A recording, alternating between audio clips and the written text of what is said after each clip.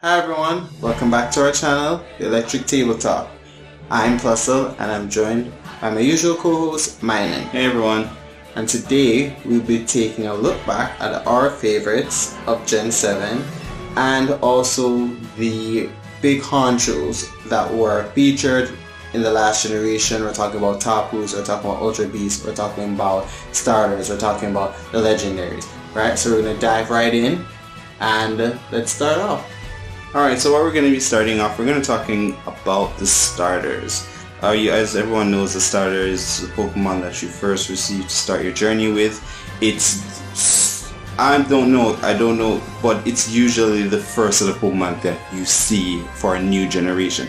So it really sets the tone for it. So in Generation 7, we went to the Alola region, which drew inspiration from the Hawaii region in real life. Did I really say Hawaii region? Yeah, you did. Well, the Hawaii, the islands of Hawaii. Islands of Hawaii. So, or it's Hawaii. It's Hawaii. It's island. Well, we don't know. We don't know. You guys know. We don't do geography. All right. So the three starters we had were Litten, Rowlet, and Popplio. And of course, when these three starters were revealed, plus tell us your reaction. Well, do you remember where you were? Do I? Where was I? I think you were at work. We were together. I definitely remember. No. Yes, we were. Yes. You were out. No. You're. Oh yes, that's true. Cause we were at school. Yes, we were back in college, people. But anyway. Yes. First of all. Yeah, what was it? Listen, when the three starters dropped, right? You had Popplio, you had Rowlet, you had Litten. Rowlet was met with instant universal acclaim. Yeah, and the internet went wild over Rowlet. And I don't want to seem like, probably I'm just was on the bandwagon like everyone, but Rowlet was a really good starter design. Mm-hmm. It had a color palette that stood out from the past generation of grass starters. To me, it had a really tan with shades of green and a pop of orange, and for me I think that really helped its design. And it didn't look like a generic owl like a Noctowl or Hoothoot are only known owls in the Pokemon universe at this point. But really Rowlet, I think, had thought put into it, and really that stood out to the fans. They knew what a good design looked like, and Rowlet was one of them. When it came to Litten, because people love... Why did you get him? Let me give my opinion on Rowlet. You gave yours. Rowlet. What do you like interesting about Rowlet? Choice for a grass starter. I mean, who would have thought an owl would make a grass starter? I didn't. No, I didn't either. I've always wanted another owl. Definitely. We only had Noctowl. So when it came to Rowlet choosing an owl for grass type, I think that was genius. Yeah, I wouldn't have thought it wouldn't have been a choice for me, but they made it work. Mm-hmm. Rowlet is simply amazing. Mm-hmm. The best starter out of the three. Definitely the best starter of the three. Then I would have to say Litten. It'd have to be Litten. I liked Litten's bold red color. And dark and black. And the black. That's another palette departure. Usually we see shades of orange, light orange, yellows, the open flame. Charmander was orange. Torchic was orange. Cyndaquil had a unique palette. That was tan and blue. So then Chimchar came back with the orange. Tepic a darker orange. It wasn't red. It was a darker orange. I think it's like Crayola red. I don't know. And then it came with Litten with this very strong red against the black. Litten was cute. I think, and that because when I remember the trailer and seeing the three starters, I see Litten mostly because of the palette in my memory. It stands out because of that strong color combination. And then it was Popplio that came in third. For a lot of people, Popplio wasn't disastrous as people made it out to be. Yeah, looking back at it, Popplio really, I think Popplio I didn't have a problem with have a problem with Popplio.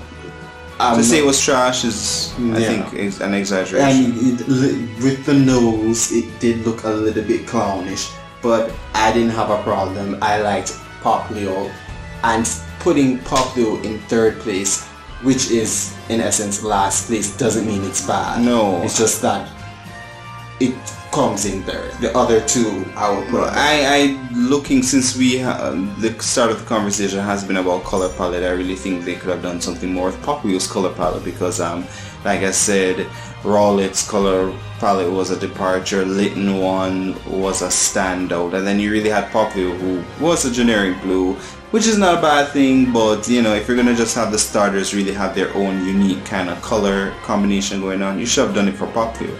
But I think that was the initial starters, their base forms. It definitely is Rowlett, Populous, and Rowlett, Lytton, Populous.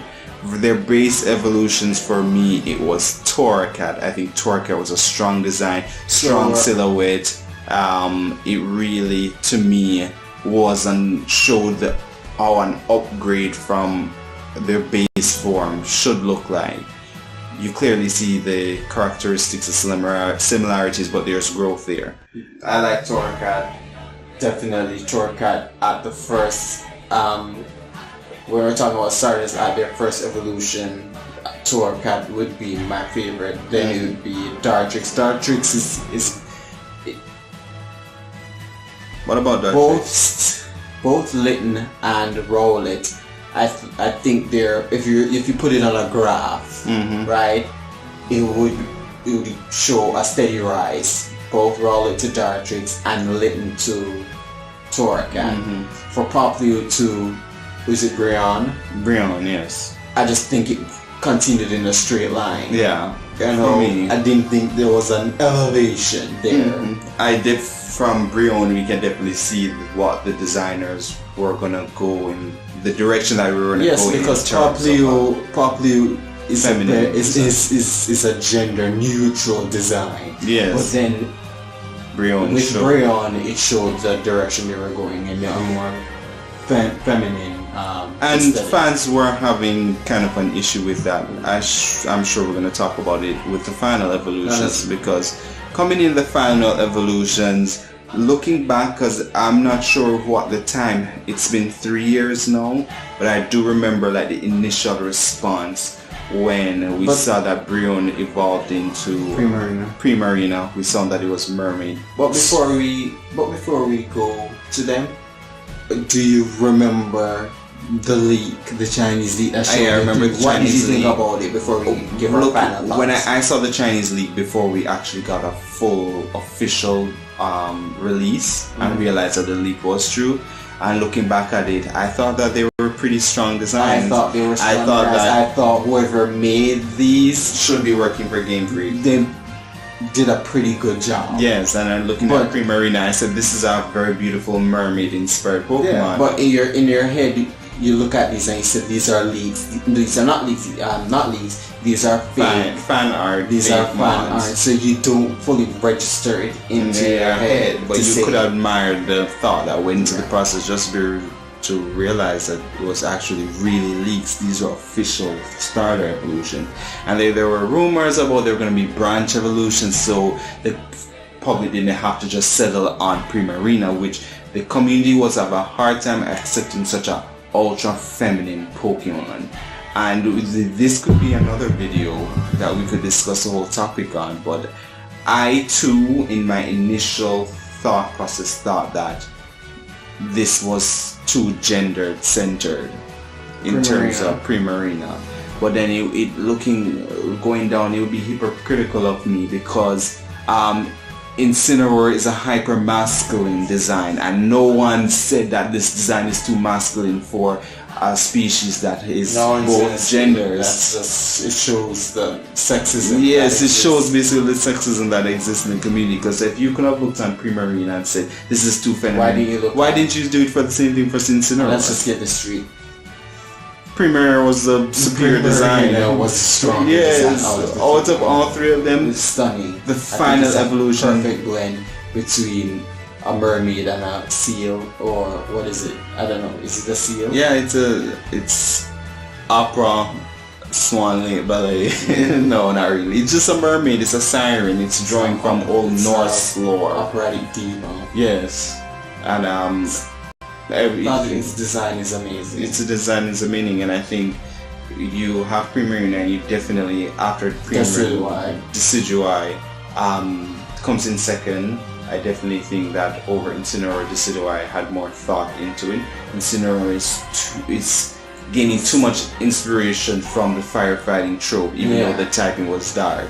It's still a wrestler, and we're tired of those. They wanted to do firefighting so badly. But they just think it would just be too controversial to have another firefighting. It doesn't have to be fire. You don't have to prove fire to be a dominant type by making it fighting. We've gotten this point across. A lot of fans gravitate towards the fire type, no matter how sucky, no matter how underwhelming the design might be. People gravitate to fire. People see fire as a source of power and confidence and leadership. They're going to choose a fire, but you don't have to make it fighting to give it that edge or extra boost. So it's still not a bad design. I just think that compared to the other two, Incineroar was last in my book. Incineroar was last in my book too. But looking back at the Gen 7 starters, they were a refreshing take on it. Do you want to give a grade? I would definitely give them like a B+. I said an A-. You said an A-? Yeah. Okay. Which is in itself a B+, and a B+ is an A-. Basically. But that ends part 1 of our look back on Generation 7. Join us in the next part where we'll be taking on the Tapus. So see you in the next one. Please like and subscribe.